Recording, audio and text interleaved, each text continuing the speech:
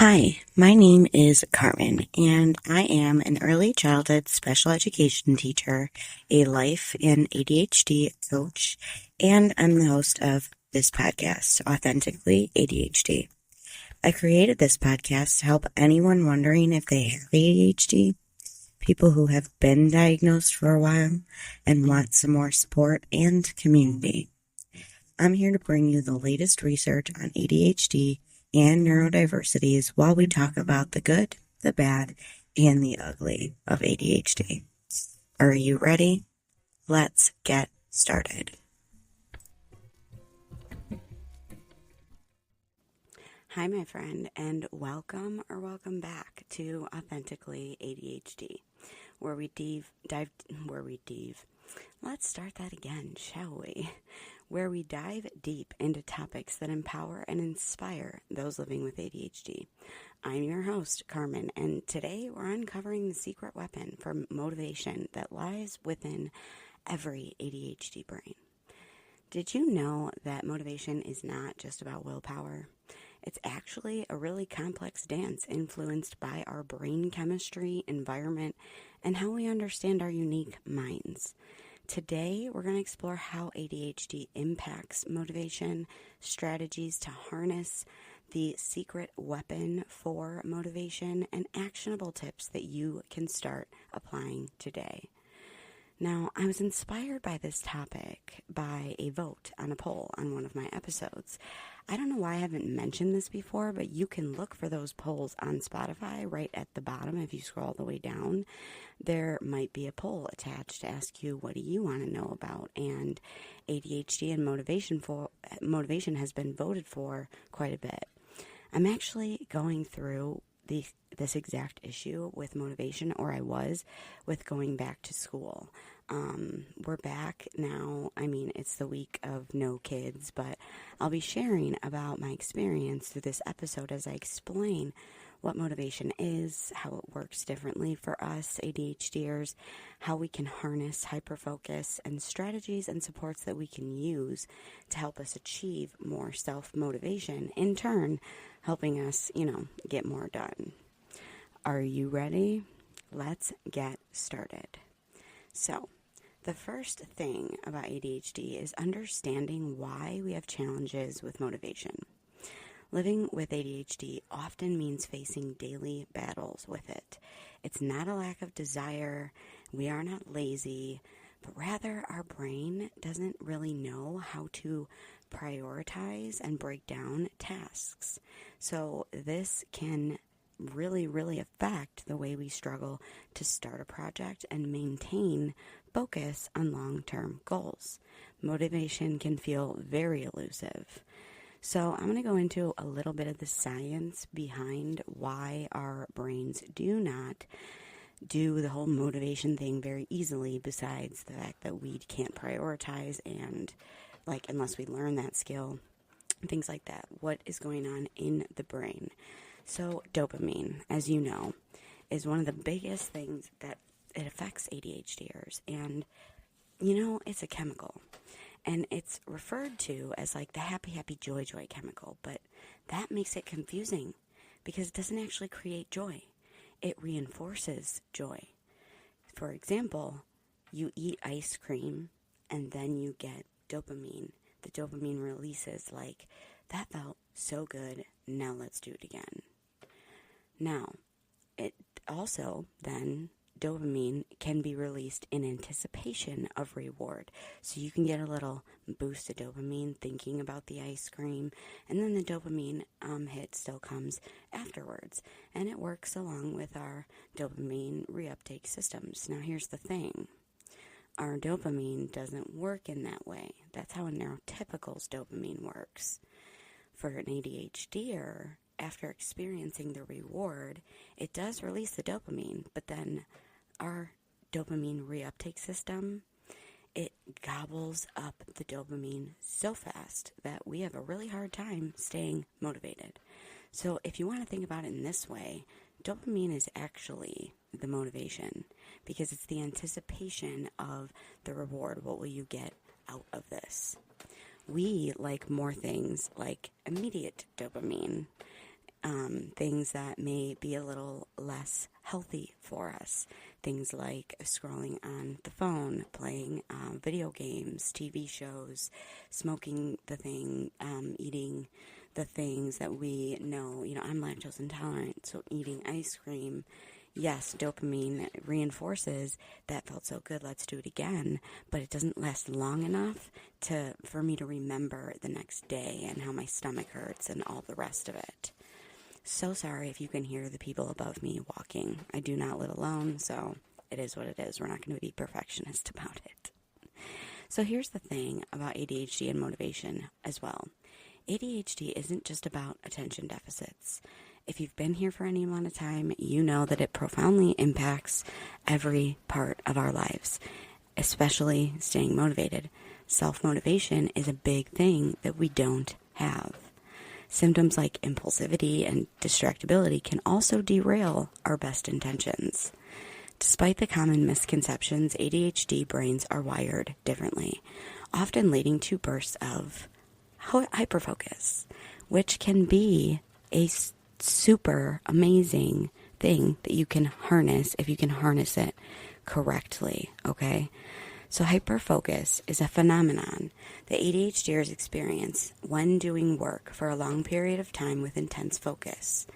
Usually these things are under an umbrella of things we enjoy doing, but I find that I can fall into hyperfocus while doing things that I don't necessarily like doing, but because I'm getting a lot of it done, that's the reinforcing dopamine that's keeping me going. Now, the questions you can ask is, how can you take hyperfocus and use it to your advantage? What interests you? What time of day is best for your working brain? What tends to trigger your hyperfocus? How can you adapt tasks with hyperfocus in order to get them done? Now, here's another secret to motivation for the ADHDer. And it's because the heart of motivation really lies in the dopamine in our reward system, in the neurotransmitters of our brain. So for those with ADHD, dopamine levels fluctuate so drastically, affecting our motivation and focus. So understanding how to naturally boost dopamine levels can transform our productivity. One of those big things is making sure that you have strategies that are healthy. The first one being meet your basic needs and treat your ADHD. Others include movement, diet, journaling, self-discovery, taking a shower, changing clothes, changing your sensory experience, changing your environment, taking a break, going out in nature, building routines. You can even build a dopa menu, so a dopamine menu. I learned this from the How to ADHD podcast, and it's pretty great. I have one. I highly suggest that you make one. It's just a menu of things that can healthily trigger your dopamine so that you have more built-in motivation. This goes along with goal setting and planning. Effective goal setting is crucial for ADHD brains, even though we hate doing it. But when we're clear about our goals and we are very specific about our goals and we know our why, then those goals can be achievable. Paired with the practical planning techniques, you can really turn those aspirations into a reality. Believe me, I didn't think that I was going to be able to get ready for school, plan out episodes for this podcast through September, and then be able to go back into work with a confidence that I really have never felt before. I didn't think that I could do this, but I did, because I set out very clear goals. You have to be kind to yourself, and clear is kind. Unclear is unkind. I heard that somewhere. I don't know where. I have ADHD. I forgot, but it's a great quote. It's a great quote. So break your goals down. Make them very clear. Write down, how do you feel about this goal? Why are you doing the goal? Why do you want to do it? What is driving you? For ADHDers, here's the thing. Intrinsic motivation, the interest in the thing helps us more than extrinsic motivation, which is, if I don't do this, I won't get paid. Sometimes I won't do this, like if I don't do this, I won't get paid.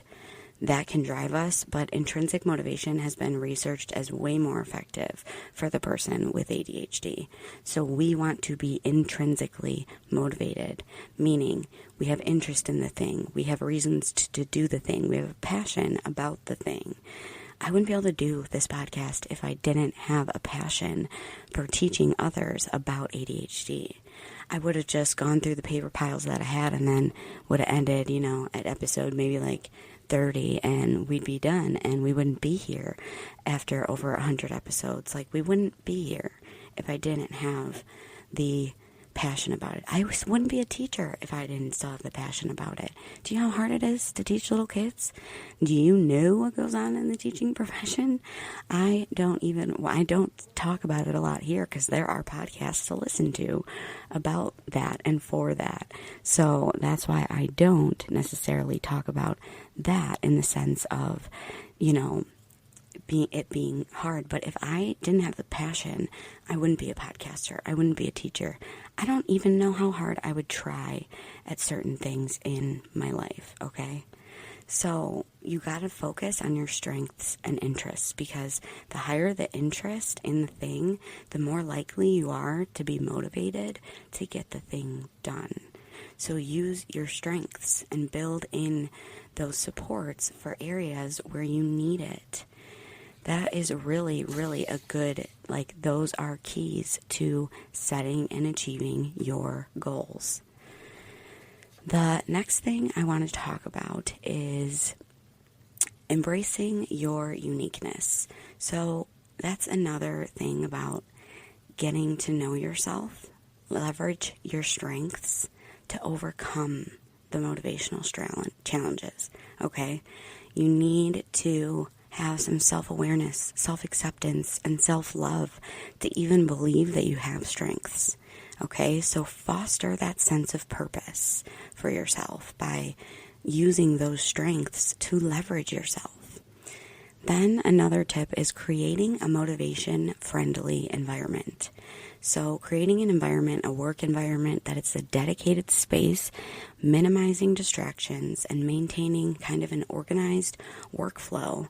This is essential for sustaining focus. Learning how simple changes in your environment and daily routines can support consistent motivation and productivity.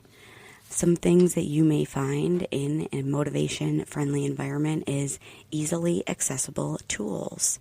Some type of flexible seating, like my desk can be a seated desk, or I can raise it to be a standing desk.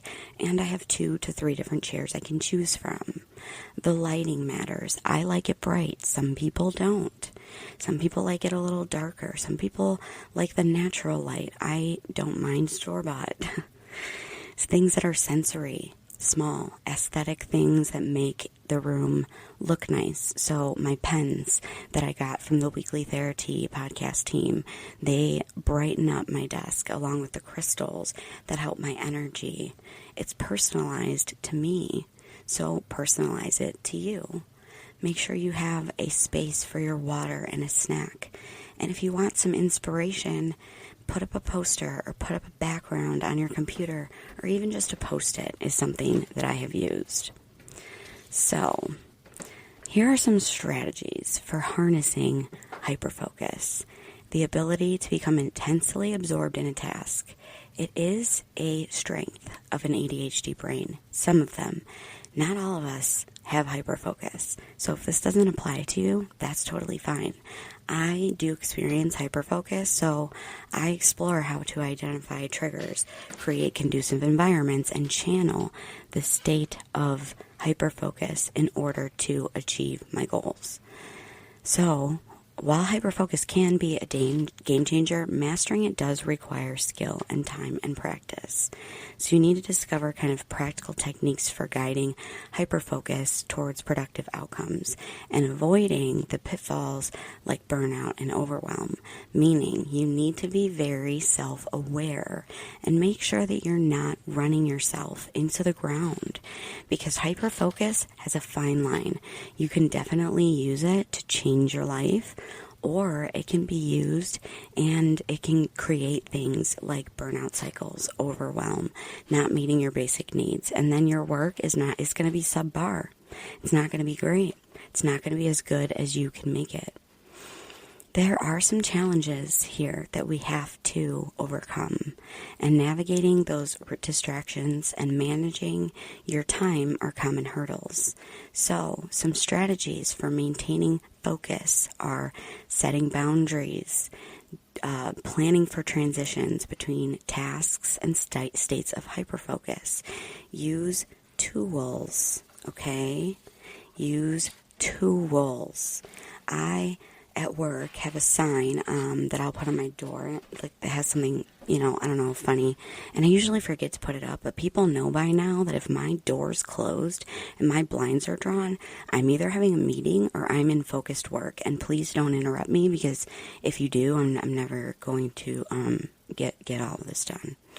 So things like that. I use timers, I use Sensama, I use reminders, I use all the strategies, okay? So you need to put those in place and know where you need them in order to use them correctly. Because hyperfocus is, the right amount of interest with the right amount of intrinsic motivation can lead to hyperfocus. And then you can harness it to get things done, especially if you have already set up an environment to do so. So here's the thing about hyperfocus. It won't always work, especially if the tasks are mundane, repetitive, boring, and or we just don't like them. We don't get reinforcement of dopamine to anticipate it, so we have to build it in. We have to build in the rewards. So build in those plan Bs, support in your environment, like a launch pad, hooks to hang things on so they're visible, open organization, visual reminders, timers, and setting boundaries internally and with others around you, around your time, around what you can do and don't and can't do, what is within your capacity, okay? And here's another thing. Stop shaming yourself. We need to shorten the bridge between where you are and to getting the thing done. Remove barriers to doing the thing you want to do, and put barriers in place for distractions so they are harder to, take over your focus. Here's the thing. Removing barriers to doing the things you want to do includes setting yourself up for success. Last night, I put out this podcast script and my morning journal knowing that this is what I was going to do this morning, okay? I built in supports in my environment to help me know when I'm going to go into school this week. I scheduled my tutoring so that I would have to be getting up earlier this week. I have set up an environment that has open organization, a standing desk, and things in my environment that keep me focused. I do have a passion for doing things like podcasting and teaching, but removing those barriers makes it easier to do. Then putting in barriers for distraction, so putting your phone far away from you or on silent, doing something like whatever distracts you the most. You get distracted by noises, put headphones on. Do you need some type of background white noise or lo-fi to focus? Do that. Modify the task environment or build in dopamine. Break the task down and make it clear. Reflect on your why and how you feel about it.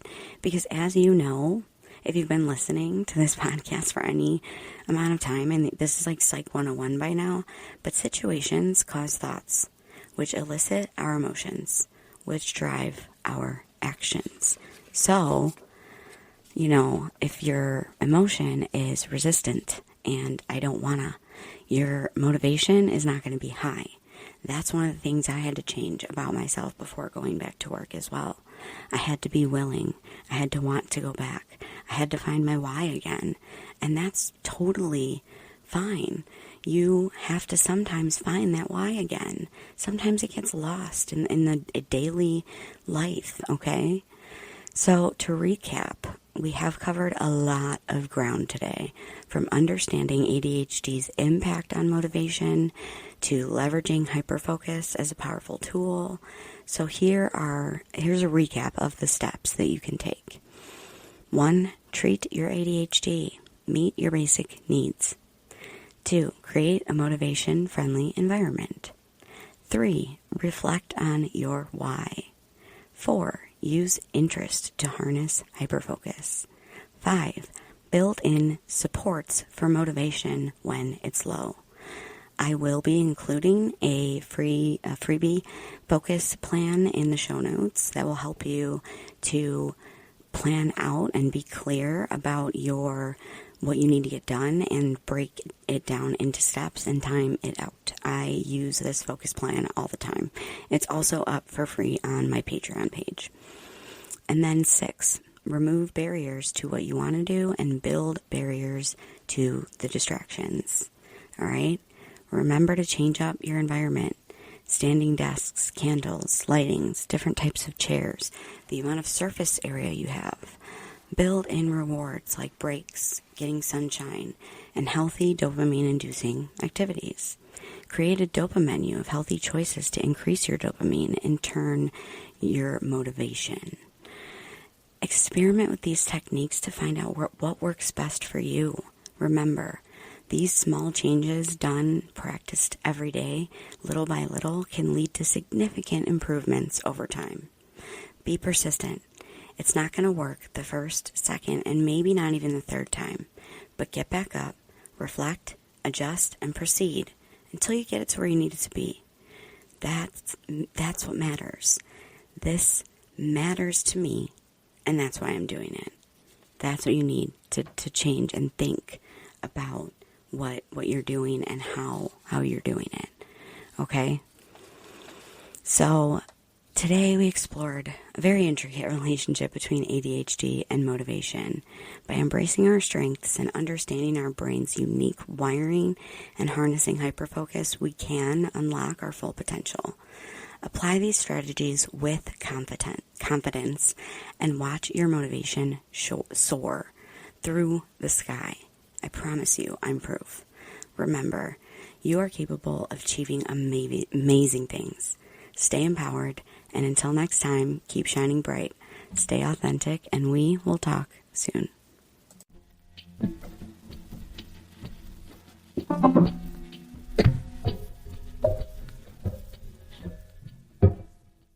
Speaking of extra supports, I just wanted to tell you all that I've updated my Patreon page to include all of the resources that I've really ever made to be held in one place.